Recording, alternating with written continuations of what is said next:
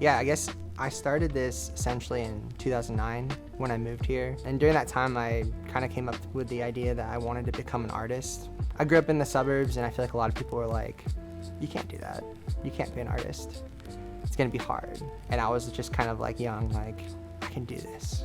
I'm Chris Dock. I'm the owner of Raw Paw. We're a print studio and a clothing brand here in South Austin in the Yard. So there was a time where we had a record label, we had a printing business. We were just graduated college. We went up to a realtor and we're like, hey, where can we build a studio? And I didn't have really any money at the time. He drove us way out into the country and was like, hey, you can build a studio right here. And we lived out in the country basically in a house, a 2-story house. But what we do is present ourselves really good on social media. So we'd be like, look at this shirt, look at this shot, look at this. And you wouldn't see that we were all just kind of living in a house and running the whole thing out of our garage. So I was just driving to the city all day to our clients because I didn't want them to visit us because they couldn't visit us. So they'd be like, hey, can I swing by? And I'd be like, oh no, I got you, I'll come.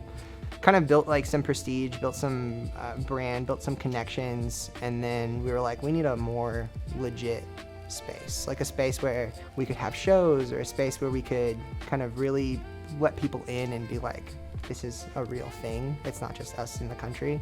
And that's where we responded to, I think, an ad the Yard was running.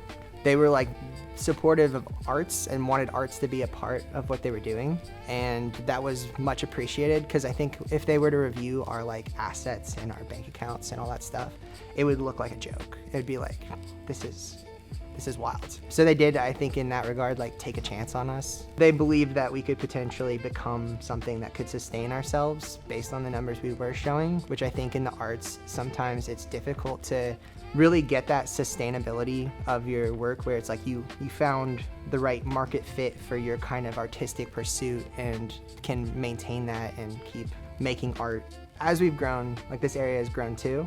And I do when people ask me where my business is, I do feel proud to be we're in the Yard, right next to Still Whiskey, right next to St. Elmo, right next to all these cool businesses that people are already oh, I know that spot. They've done a really good job continuing to build out this area and continue to endure the different things they had to go through to make this a reality. What makes this area unique is the curatorial approach that it was created with, where Adam and the others were we're gonna try to find businesses that have a good spirit about them and want to make something good and cool and creative, and therefore that kind of shows in that the tenants that are still here and have kind of endured and grown with the space makes the area cool.